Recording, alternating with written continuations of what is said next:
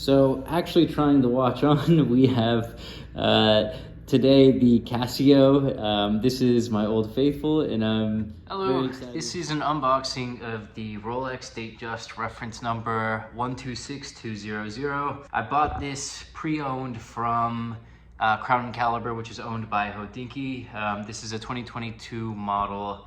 I spent $8,900 on it. And I just had a mini heart attack because the actual watch and then the box and papers were kind of separate. And I thought that one was left out and one was included. But luckily, that was not the case. They just came in two different boxes. So starting with the less exciting stuff, first we have the box. So it comes in an outer box.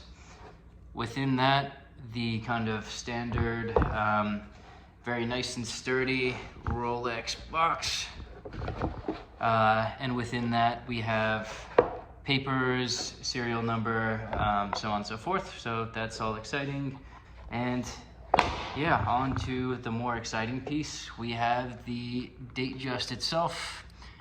So this is a 36 millimeter.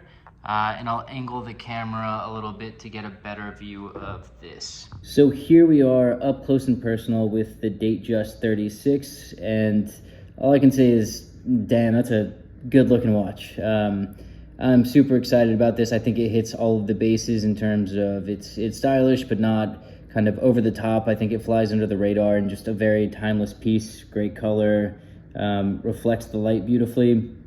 Like many people, I was having a very tough time figuring out what to get as my first Rolex. I was considering getting the Oyster Perpetual, spent a lot of time thinking about the Explorer as well, but ultimately landed at the Datejust.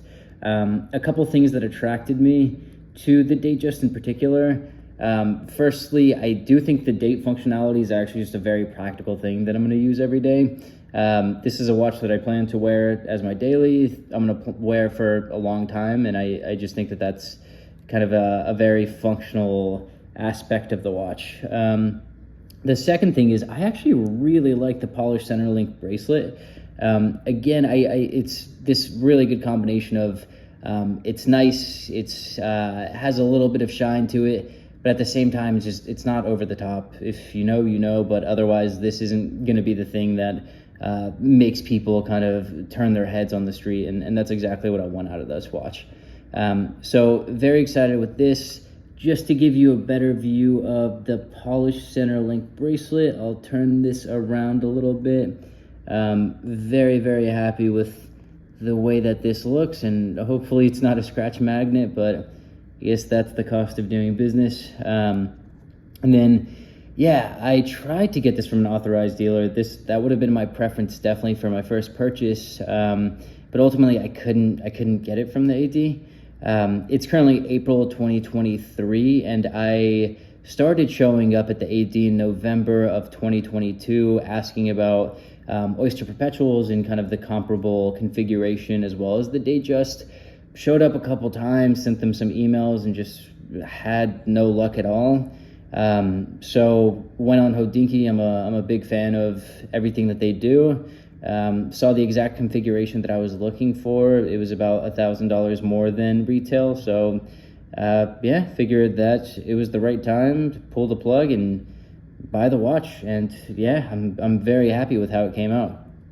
Actually trying the watch on, we're going to be swapping out my Casio, which I wear every day. Great watch, but one that I'm excited to dress up a little bit, at least a couple days out of the week, with the exchange of the Datejust. So trying this watch on, I'm really excited for two things. One, to actually try on the bracelet and see how it feels. And then also to get a better sense of how the 36 millimeters fits on my relatively small 6¼ inch wrist. I already know that the bracelet fits a 7-inch wrist, so it's going to be a little bit too big. And before trying it on, I'll just give a quick look at the detailing on the inside of the bracelet, because that's something I've always appreciated when watching similar videos. But again, know that this is going to be a couple links too big. No big deal. Yep, there we go. But I do feel, okay, so one, the buckle feels incredibly secure. That is great. I was excited to get peace of mind there. And then I think the 36 millimeter case size is perfect. Whether you have a very small wrist like myself, or maybe a larger wrist, I just think it's a timeless size that you can't go wrong with. And I'm overall very thrilled with how this looks. Just to give a couple rotations, I've already smudged the center link a little bit with my thumbs, but still a very stylish watch. Just classic design, one that I'm thrilled with, and having owned this for all of 7 minutes now, I'm very excited to be wearing this over the many years to come. So purchase that I'm very, very satisfied with, and just looking forward to wearing as a daily for a long time to come.